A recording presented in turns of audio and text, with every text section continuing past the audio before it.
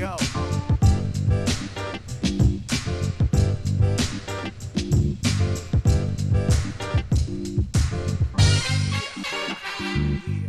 Continuity. Nothing personal word of the day for Thursday, January 27th, 2022 is continuity. That is a word when you become an executive in sports. It's a word that you have to learn how to spell. Very important. You have to get the U and the I in the right position. Continuity is what you crave. I was always very jealous of teams who had great continuity. We've had two managers in the last 27 years. We've had the same players. We've had the same infield, Trammell and Whitaker, for a decade. Because in theory, continuity is supposed to lead to not just fan affinity, but it's supposed to lead to victory. And it is true that when you run a team, that the lack of continuity almost guarantees losing. But the existence of continuity can indicate being stubborn more than it can lead to winning. But it's still a word that we would use with the media. We'd use it in press conferences. We'd use it when we're just talking to fans walking around the ballpark. I would be fighting against people's anecdotal evidence about the lack of continuity with the Marlins. And I would point out, because I would have these stats. Long before there was an analytics department, we had people calculating, well, we've had the same 17 guys on our roster for longer than any other team has had 17 guys. And we would manipulate the stats if the number were 14 or 16, or we've had our second baseman and shortstop, Uggla and Ramirez, playing together for more games or more years than 22 of the other teams. So for all of you who think that all we do is trade players and let them go, which may be true, but here's the facts. And then the response would always be, that's great, but you haven't made the playoffs yet. True. That is true, but we're talking about continuity. So yesterday, John Mara, the owner of the Giants, who has had to be in the media way more than he has been in years, because the Giants, along with every other New York team, by the way, are just an abject disaster. So the Giants got rid of their coach. We told you they would. Joe Judge Judy, and then they got rid of their GM who retired, Dave Gittleman, so they've been in the market. And they hired a new GM, a guy named Joe Schoen. Joe Schoen meets the media, does a Zoom, gives a few good comments. Everything's fine. But then John Mara, the owner, got right back into the thick of it. Instead of hiring the GM and just saying, all right, I'm now back out of the news, let's let the GM hire the coach. Let's see if we can get better as a team, because the Giants clearly are testing the patience of even their most fervent fans. But John Mara starts talking about something that he knew and his PR people knew would gain front page. I didn't look at the back pages. I say front page. As a New Yorker, let me take that back. What we say in New York is, when you gain back page headlines, that's really the key. Back page headlines in the New York Post and the Daily News, Newsday, whichever. The back page always has the big font. They have the clever headlines. So gaining back page status is not what you want to be doing if you're the Giants right now, even though you just hired a new GM, because nothing good is happening with you on the back page. So what he said was that they are not trading for Deshaun Watson. Okay, thank you. Good info.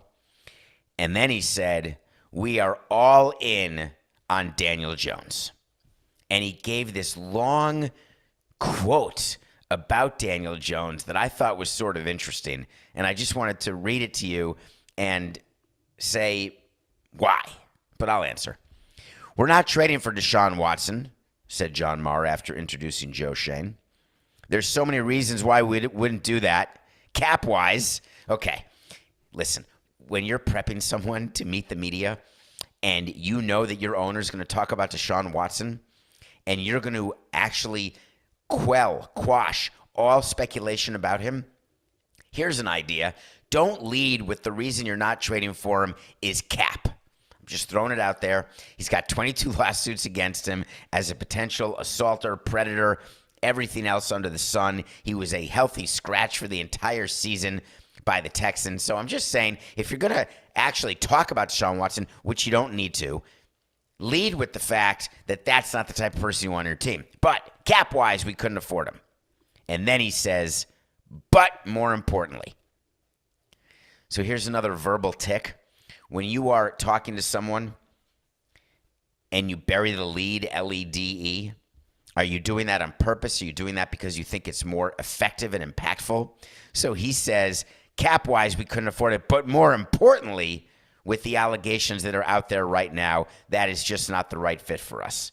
And as you know, when you position something that way, you don't mean that. Because otherwise, you would lead with it. You would say, that is not the type of player we want on this team. Hard stop, done. You don't have to talk about cap. You don't have to talk about anything. And you certainly don't say cap, but more importantly. Then he wants to make Daniel Jones sitting at home watching this press conference on Zoom. No way he was. We do feel Daniel can play. Thank you. We've done everything possible to screw this kid up since he's been here.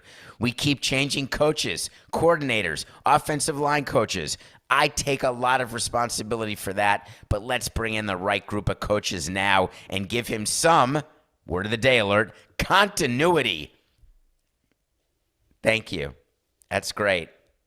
So every time John Mara has brought in a coach, and every owner, this is not something against John or Rooney or anyone in the Mara family or Kate or anybody. This is merely saying we all say the same thing every time. It's we need to win more games. We need to create a culture of winning, an atmosphere. We were not pleased with blank, blank, and blank. But when you hired the coach a year ago, 2 years ago, 6 months ago, 8 years ago, you hired with the purpose, with the statement of, hey, we are bringing in this person because of his ability to fill in the blank. It's like Mad Libs, to create a winning atmosphere, to gain the respect of the players on this team and around the league, to let everyone know that we will bite kneecaps and cut off your Achilles to win games. Why John Mara felt it necessary to talk about Daniel Jones is because Daniel Jones has not worked out by any stretch of the imagination. But there's nothing the Giants can do. It's sort of like when you're in a relationship or when you're working on a project at school and you know that it is going absolutely terribly, but at the moment, there's nothing you can do. There is a long-term play to get out of the relationship or a long-term play to move on from this project or to put it in the circular file and make sure it's not seen by people. There are things you can do ex post facto, but when you're in the middle of it, you have no choice but to say, we have a lot of hope. So I guess I would leave it with this if I had the opportunity to. What is it that you want as Giants fans? Do you want the owner to be telling you that he's got faith in Daniel Jones to make him believe that he knows something that you don't know because deep in your heart you believe that he's not going to be the quarterback to lead your team to any sort of playoffs, to return to the glory of the Manning cast? Or would you rather have an owner who just says nothing and they bring in a GM, you hire a new coach, and you do a straight wait to see? I'm going to keep loving my team, but I'm going to wait to see how these hires work out. Do you feel better being told what the future is, or do you feel better acknowledging what the present and past have been? It's something that I think about all the time. Is it better to try in advance to convince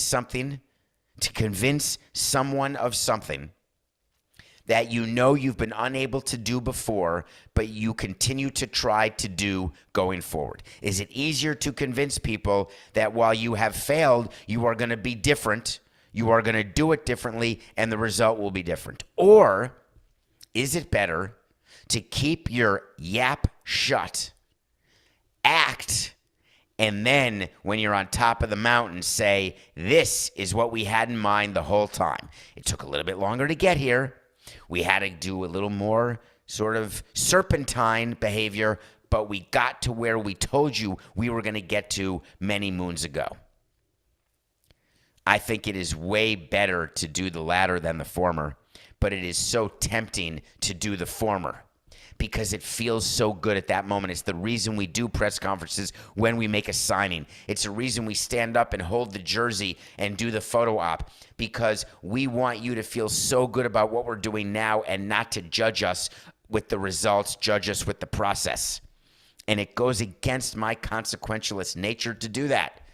Judge the results, not the process. Meanwhile, Daniel Jones is at his home, off season. He's seen that vote of confidence from his owner, calling up his new GM and saying, hey, I need better coordinators because there hasn't been any continuity. It's completely ridiculous. I think that with all of the head coaching openings that are existing, there are 9 openings, although breaking news, there are now 8 because the Broncos hired Buddy Hackett to be the head coach. He comes over from the Green Bay Packers, which means Aaron Rodgers is definitely being traded to Denver to be reunited with his comedian friend as the head coach, former offensive coordinator.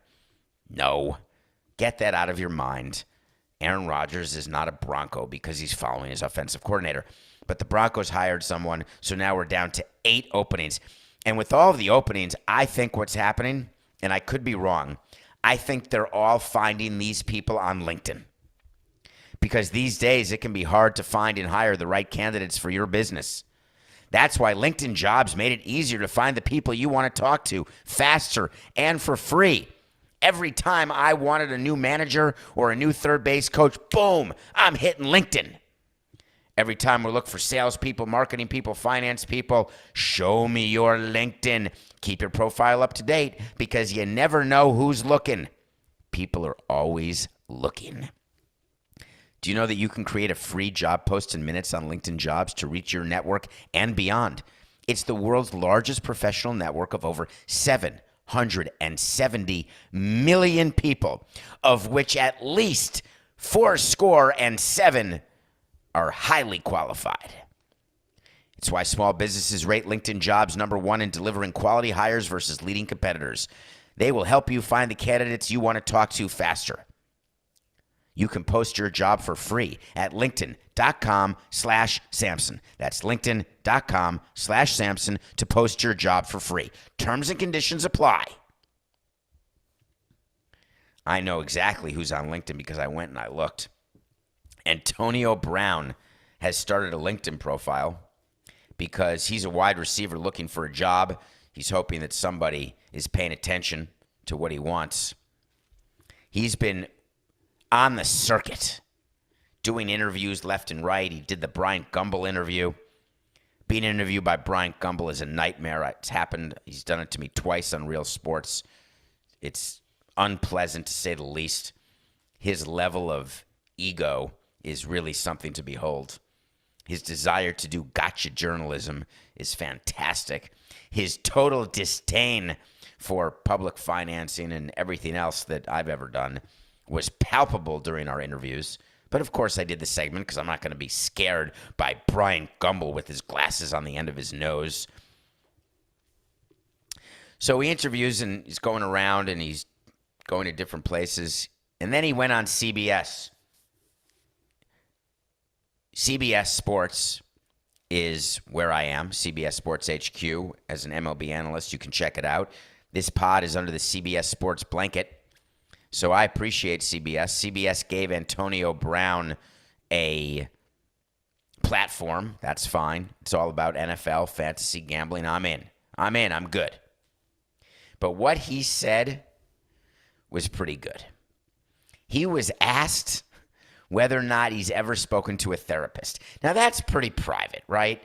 And the reason why it was asked is that in theory it's newsworthy because Antonio Brown is claiming that the Buccaneers wanted him to meet with mental health professionals. He claimed in an interview that he's fine.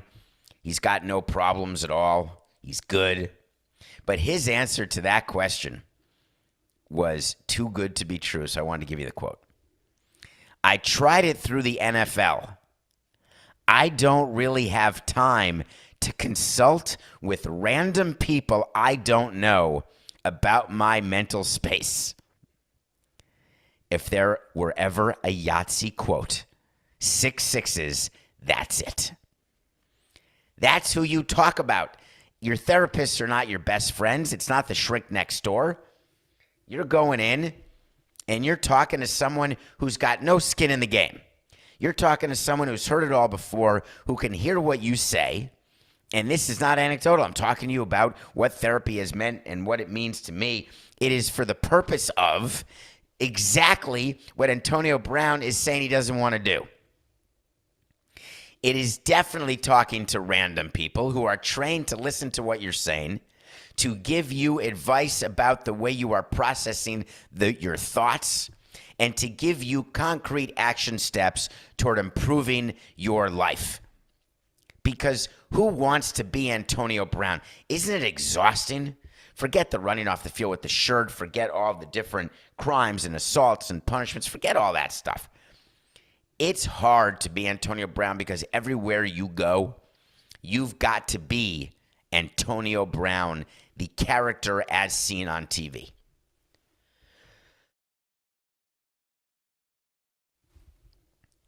Bless you. Thank you. It's hard to be someone who people think they know, but they don't.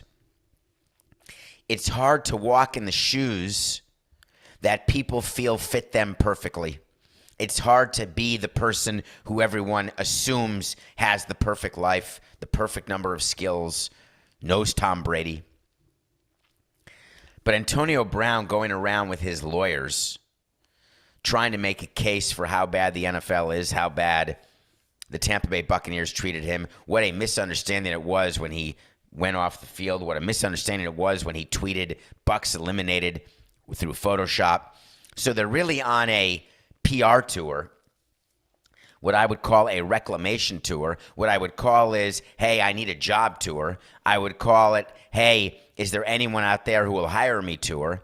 I would call it, hey, I'm on LinkedIn, but I need to get more hits tour. So when you're prepping for such a tour, when you know you're putting your client in front of the media who wants to ask and will ask about the most commonly discussed issues surrounding him, which happen to be mental health, especially given where we are as a society where mental health is now at the forefront, finally, where mental health issues are being treated the same as hamstring injuries and torn ACLs, where Antonio Brown has used mental health as a sword and not a shield. And the best they can come up with through wordsmithing, through workshopping, is that he doesn't have time to consult with random people about his mental space. Is that your plan? Is that the way you think you're staying in the NFL? It really does make me smile in every possible way. Okay, let's go to break, because we're going to review Yellowstone when we come back, and then we're going to talk about Chris Mack, the head coach of Louisville. Don't go away. You're going to want to hear what he did, because it's a classic. We'll be right back. Welcome back to Nothing Personal. It's Thursday, January 27th. You heard our word of the day, continuity. You rate us, you review, you follow. You do all the things that we ask you to do. Go on LinkedIn. We ask you to do that too. Post a job if you don't mind. /Samson, please. Tell your friends about us. Keep it going. I watch a movie every day. I've been watching movies. I've been watching TV series. Everyone's talking about Yellowstone. I started watching that, my guess is sometime during the second season. So I watched the first season through binge, and then I've been watching it 1 week at a time ever since then. Does anyone else have the issue that I've been having, which is when I can't watch a series all together when I want to watch it, and I've got to wait for when it's going to be dropped on a weekly basis? It makes me insane. I have been trained now that when I want to watch something, I can, at my pleasure, watch the entire show. Yet, it's happening, like with Billions on Sunday nights on Showtime, which is a Viacom CBS company. I think I have to say that. I don't know why people have to say that when they're writing articles. Do you ever read that when you're Detour, when you're reading something, they always have to disclaim, they are a sponsor of this show, or we are owned in part by the parent company of this, because no one wants to be caught saying something about a company and saying a positive thing, and then someone saying, oh, you had to say that because you work for them or you're owned by them. Well, on Nothing Personal, we don't have that problem, which is why the phone rings sometimes during the show. What the hell is he talking about? He can't say that. He can't talk about that. Really? Cut my feed. Anyway, Billions is on Showtime. It's coming out once a week, so I sit there waiting for it to drop on a Sunday, and then I have to try to remember what happened the previous week. Now, the argument for non-binge watching is that you can maybe have time to remember the characters more versus binging, where by the time the next season comes, and this happened with Ozark for me, and it happened with Yellowstone, I couldn't remember season 3 by the time season 4 came out.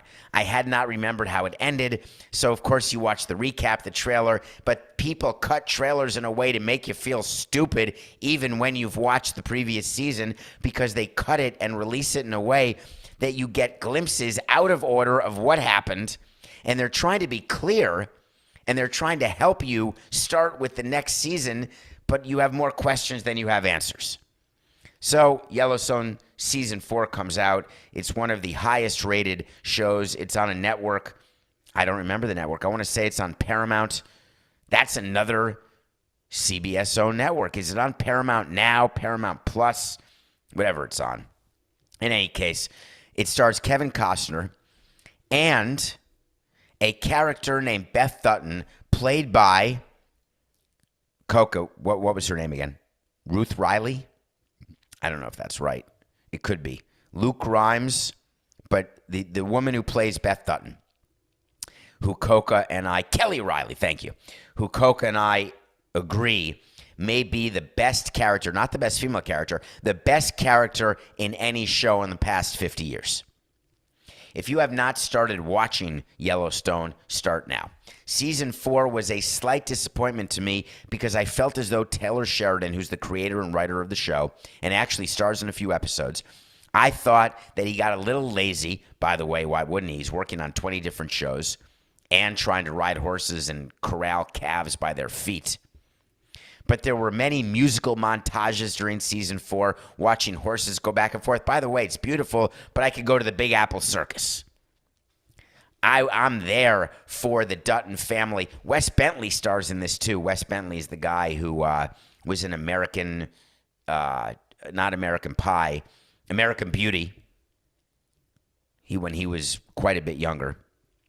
But it's about a family, the Dutton family, and they're a bit, troubled. They own a lot of land.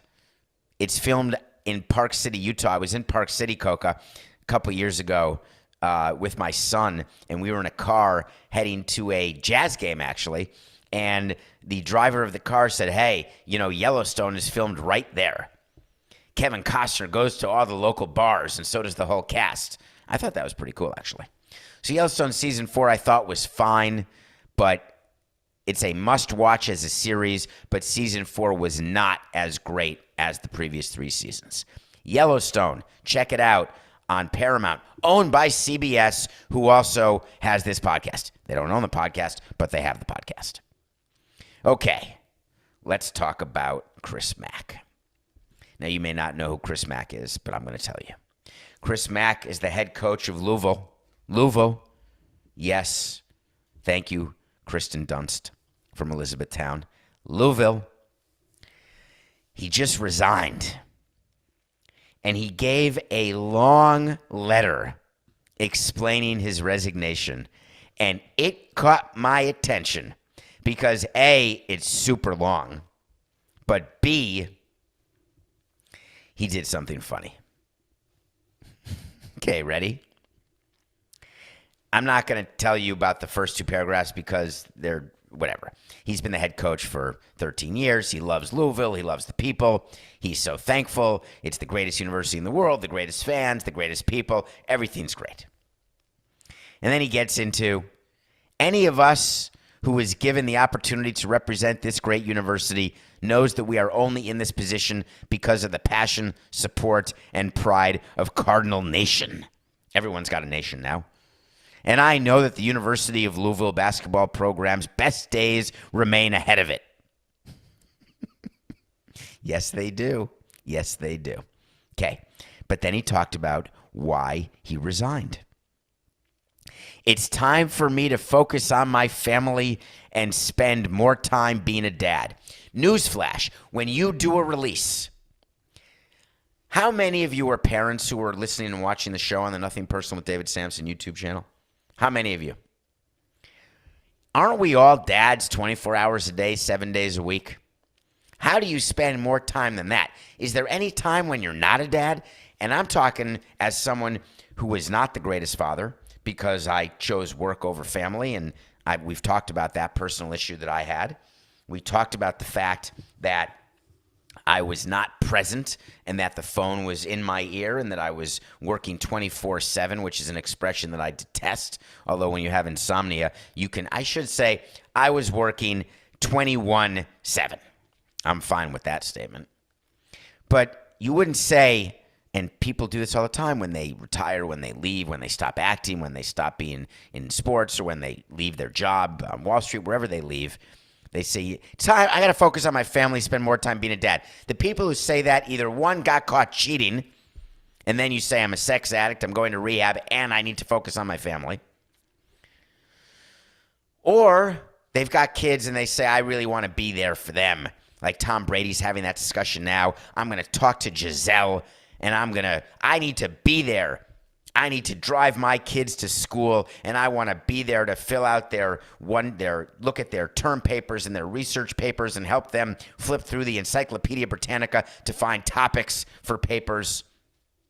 I want to go to parent-teacher conferences. I want to do pickup and drop-off and be there for driver's ed and dinners, etc. I want to eat waffles with my kids when they eat waffles. It always makes me laugh. Chris Mack did not resign from Louisville to spend more time with his family. He was suspended the first 6 games of this season for violations and for lying about the violations. The program was investigated and punished due to the fact that under his watch and under the previous coach's watch, do you know who the previous coach of Louisville was? Anyone? Yeah, that guy. The guy who's at Iona now. The guy who I said wait to see is going to get another big-time job because people tend to forgive and forget very quickly when they have an opportunity. Am I totally wrong? Are we cutting this segment? Wasn't Rick Pitino the previous coach of Louisville? Coca, are you there? It's Thursday. You should be there. I can't hear you. Anyway, I'm going to assume that's correct. I don't know how I would have all of these things in my head because it's not good to do. It makes me tired. Coca! All right, whatever. So I'm going back to Chris Mack. So Chris Mack was in a tremendous amount of trouble. The team was not winning games. And if you are going to have NCAA violations, you might as well win games because the combination means that your job security is not that good. So he meets with the athletic director, the president of the school, and says, that's it, I'm stopping now. Why now? When you start a season as a coach, I'm just throwing it out there. Are you not aware, having been a coach for as many years as you were a coach, Chris, what the actual demands were on your time? Did your family, your wife, if you have a wife, your children, if you have children, which you do because you want to be a dad and take care of your family, did they not realize, having been with you for all the years you've been a coach, exactly what is required of you during the course of a season? Did they wake up and say, hey, now's the time? Now, I grant you there could be extenuating circumstances. He may have problems at home. He may be trying to hold on to his marriage. He may be trying to get rid of his marriage. He may have kids who have special needs. He may have kids who need attention, who got in trouble. All of that is possible. But when you do a statement, when you resign and you ignore the fact that you were suspended and that your program is under sanction and under investigation, that means that what you're saying is a bunch of horse hockey.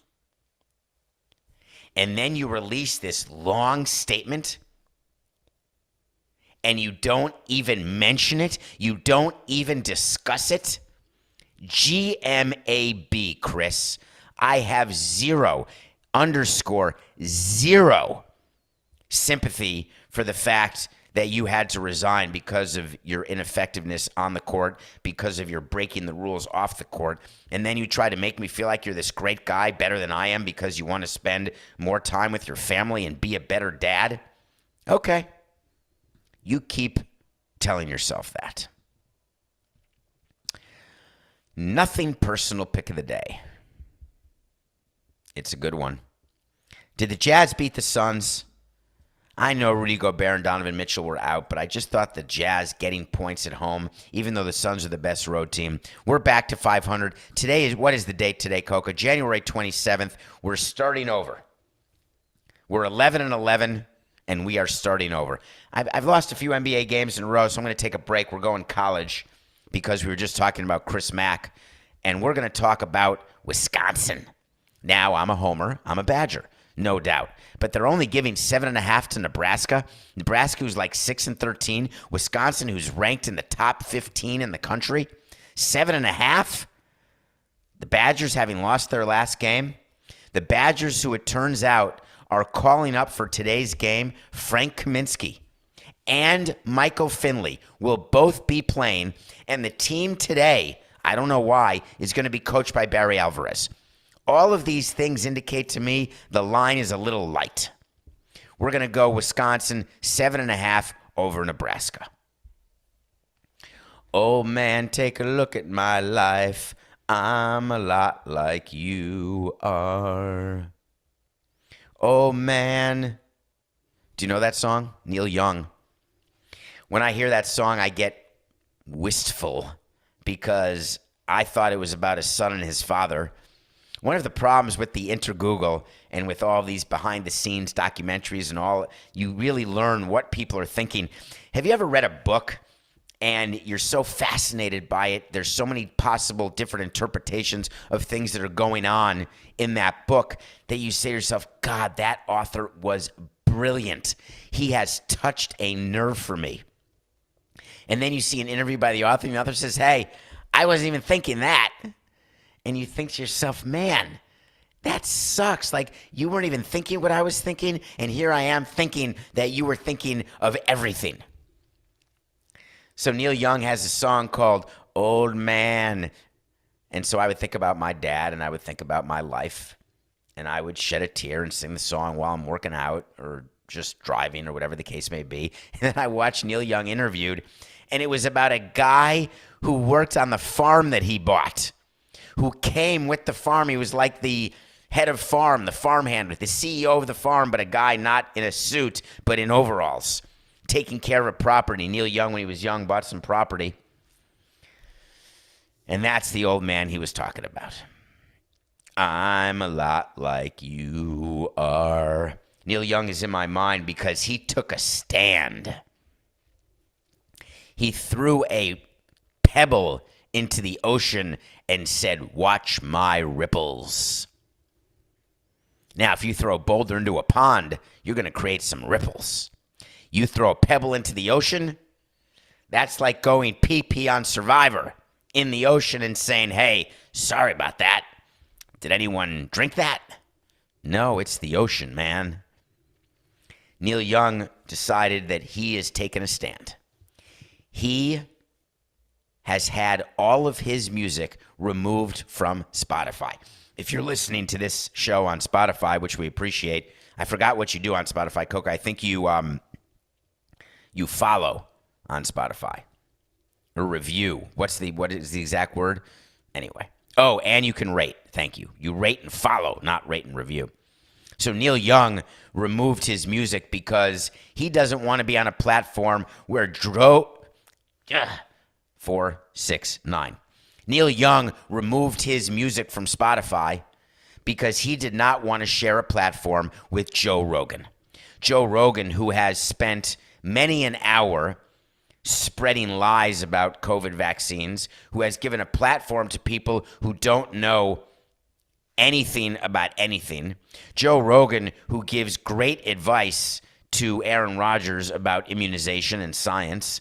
Dr. Rogan was brought over to Spotify in a 9-figure deal. Joe Rogan is the tentpole for Spotify, the Howard Stern of Spotify. And Neil Young said, I know what I'm going to do. I'm going to make Spotify get rid of Joe Rogan because I'm going to tell them if they don't get rid of him, I am going to remove my music. It took Spotify 7 seconds to say, bye, Neil. I be seen ya. They had a quote that said, "We want all the world's music and audio content to be available to Spotify users. With that comes great responsibility in balancing both safety for listeners and freedom for creators. We have detailed content policies in place, and we have removed over 20,000 podcast episodes related to COVID since the start of the pandemic. We regret Neil's decision to remove his music from Spotify, but hope to welcome him back soon." That's what these platforms are doing, Spotify and Apple and Facebook and all the different places where we spend our time, all the different ecosystems. They are believing they have a responsibility to have truth out there. People get flagged on Twitter, get kicked off Twitter. There are notes when someone's giving an opinion that is based on fantasy, not reality. Then they get their plug pulled. So Spotify's saying they've removed 20,000 podcast episodes related to COVID since the start of the pandemic. That is also a bit like putting a pebble in the ocean. The reality is that Joe Rogan has millions of listeners. Joe Rogan's show is bigger than Nothing Personal. Joe Rogan has an audience. I wouldn't mind having that size audience. Coke and I are going to work to get that size audience. But with that size audience comes responsibility. With the size of our audience comes responsibility. We've spoken to you about COVID and said, if your audience is one person in your dining room without cameras and microphones, you have responsibility. It doesn't matter that Joe Rogan is the number one ranked podcast. It doesn't matter that Neil Young doesn't have as many downloads as Taylor Swift or Taylor Swift's bodyguard. It doesn't matter that people are making fun of Neil Young, saying that's great, like they were going to choose you over Joe Rogan. Neil Young is not the village idiot. He knew very well how this was ending. He knew that he was going to lose 60% of his downloads. He knew that he was going to give up revenue in an era when artists' revenue has been cut tremendously, because how many of you buy albums? Nobody. How many of you even buy songs? You subscribe to Spotify or Apple Music, etc. But Neil Young has the ability to take a stand. So just because you're the pebble in the ocean doesn't mean you shouldn't take a stand. Just because you have an audience of 0 doesn't mean you shouldn't have principles and do the right thing. I don't know what Neil Young did was right by removing his music. He could have brought attention to what Joe Rogan's doing without pulling his music. Nobody thinks any differently about the Joe Rogan experience or about the absolute idiocy that he spews on a daily basis because Neil Young pulled his music. It's a bit like preaching to the choir. The people who love him and believe him and think that he walks on water. The people who don't realize is that he's wearing a PFD. It doesn't matter what side you're on. I always believe that if you're going to do something on principle, make sure you are doing it for the right reason. And Neil Young did this for the right reason. He did it because he believed that he could not look himself in the mirror. And that is the threshold question. You don't do it to change other people's view. You do it to make sure that your personal view in the mirror is something you can sleep with. I use that expression often to myself. How do I sleep at night? Funny enough, right? Given that I don't sleep well, does that mean that I don't approve of how I think or what I do or what I say? With me, it happens to not be related. But I certainly, as a narcissistic tendency, there's a better way to say that. There's possible I've got some narcissistic characteristics. That said, I look in the mirror, I look back and say, who is that old man? Neil Young is off Spotify. It's not going to matter. It's not like they were going to choose him. Okay. Do you know today is National Holocaust Remembrance Day? I don't celebrate today. I only am acknowledging it because of something that happened. The reason I don't is that every day for me is Holocaust Remembrance Day. People say, why would you need Mother's Day to treat your mother nice on Mother's Day? You should treat your mother nice every day. Why do you need Valentine's Day to take care of your partner? You should treat your partner nicely every day. You could say that about every day. Birthdays are different. You're sort of marking something, so it's an acknowledgement. Mother's Day, I'm acknowledging you're a mother today, but I don't acknowledge it any other day. I'm going to give you flowers and candy because it's Valentine's Day. The rest of the time, you can pound sand. I mean, come on. The National Holocaust Remembrance Day, it makes me furious that this day needs to happen. And the reason this day needs to happen is the number of people who don't remember the Holocaust. And as every year passes, that number diminishes. We're not even talking about 100 years ago, and people have a hard time remembering the level of genocide, the level of racial scrubbing that was going on by Hitler around the world. The problem we have is there are still people who are Holocaust deniers, like, hey, it didn't even exist, it didn't happen. Those people are fringe people that I don't pay attention to. What scares me more are the people who absolutely don't deny the Holocaust happened. They regret that it didn't work. In Tennessee yesterday, a book got banned. I have a major problem, and this is not a political statement. I'm not a big fan of burning books and banning books. It is critical for people to have at their disposal the ability to discern for themselves, learning all positions, what they believe in, what they want to fight for, what they're willing to die for, what other people before them have fought for and died for. It's why on Nothing Personal, it is so important to me. It is so important to me to give you two different sides, to let you see different vantage points, and to give you information so that you can make a decision, so that you can have an understanding of where your heart is, where your beliefs are. If I have to convince you about the Holocaust, I'm not going to be able to. Doesn't mean I'm not going to talk about it.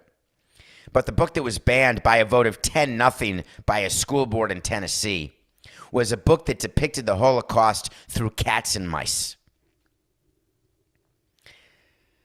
But one of the board members was quoted, and I'm going to name him. If you know Tony Allman, I think you ought to speak to him and try to educate him a little bit.